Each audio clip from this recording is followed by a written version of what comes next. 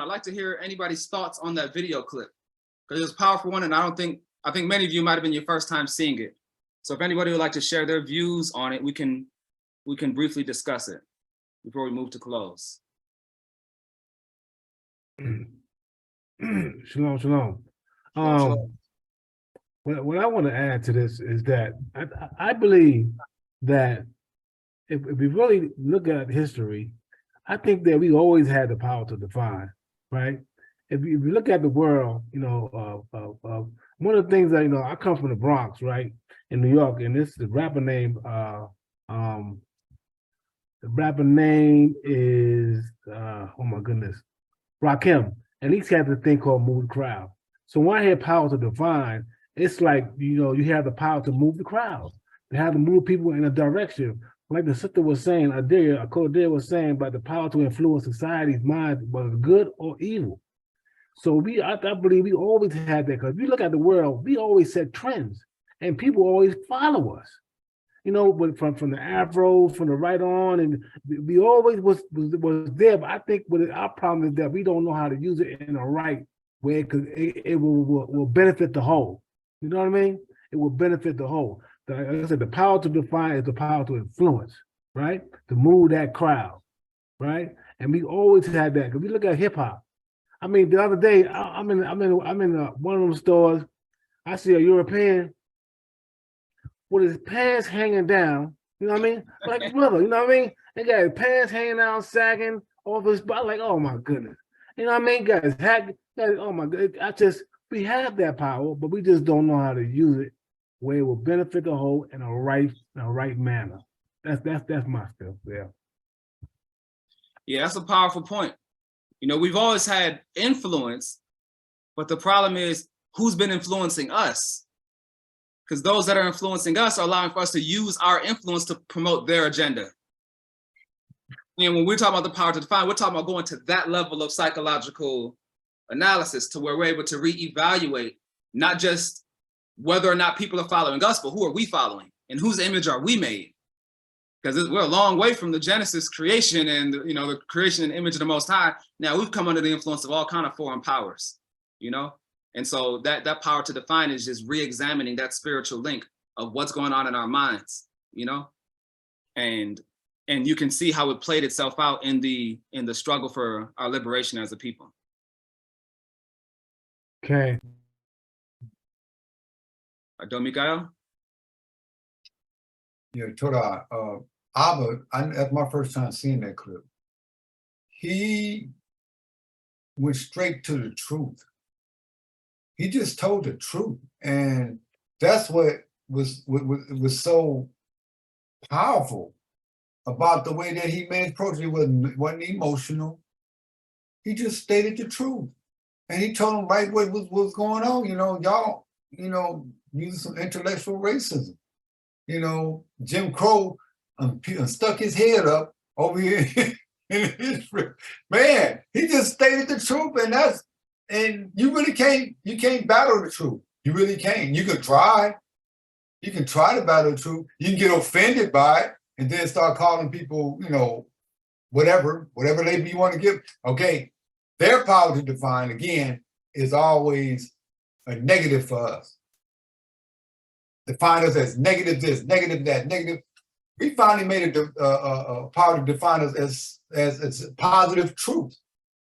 And that's offensive. Anytime we do that, it's very, very offensive, So, yeah, well, one thing I do want to point out is that one of the things that actually took place, even with our struggle in Israel, was that it's important to note that the project, the Israeli national project, really involved people from all over the world going back to this particular land under the umbrella of being Israel, right? Or the descendants of the biblical Israelites.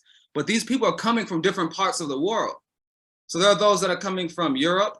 There are those that come from Germany. There are those that come from North Africa, from West and South Africa, from North America, South America, Asia. There's Indian Jews, there's Kaifeng Jews in China. So you get this big diaspora, because you remember the idea was that the Israelites would be spread all over the world. So the Israeli National Project was people saying through Zionism that we're those people and we're returning to this land. But what happens is people who come from different parts of the world bring their culture with them. And they bring attitudes and perceptions and technologies and philosophies with them, which might have nothing to do with what the Bible says. It has everything to do with their experience, right? You've heard the saying, you can take the black man out the hood, or you can take the man out the ghetto, but you can't take the ghetto out the man, you know? Well, so likewise, those that were coming from Europe, they understandably came from a European world, right? And racism was common in Europe. A black-white dichotomy with black people underneath white people was common, right? They're also coming out of a situation of being oppressed, of enduring trauma, right? And violence and exploitation from governments. Like, they're coming out of their world. And in their world, they don't even know a lot of black people. So there's like this thing where we all meet on a doorstep, and it's like that Spider-Man meme, like, who are you? Who are you? Like, everybody's wondering, are you the people? I'm the people. No, you the people. No, I'm the people. And so in the beginning, it's just like this tension, like, you ain't a Jew, you ain't a Jew. And we didn't know each other. It was all new. We studied each other in books maybe, but it's different when you actually get to know things over time and then develop, which is why I like that clip from the Angry Negro documentary, when the young brother was like, you know, the white man don't want to accept the black man's definition, and the black man don't want to accept the white man's definition. We need to create a meeting point somewhere we can actually begin to have dialogue. You know? And so as time went on, we matured in our understanding. And some of that just racial tension and conflict gave way to a deeper understanding of diplomacy and statesmanship, and, how to actually become peace builders instead of just argue, and that enabled us to extend our local influence in Dimona, our national influence throughout Israel, but even more importantly, our global influence around the world. By being able to challenge some of our own inherited beliefs. Some people was coming from America, remember, the 1960s, fire hoses, police dogs, racial terrorism, all that's fresh in our minds. So the young brother Ben from Chicago wasn't trying to hear nothing about no white government, people who look white to him. A lot of Jews don't like to be identified as white. We're trying to hear nothing about no white people telling us who we are and who we're not. You're not a Jew. You're not a Jew. So there was this, that was there. And then as time goes on, more wisdom and more clarity, and then we're able to learn how to navigate more effectively.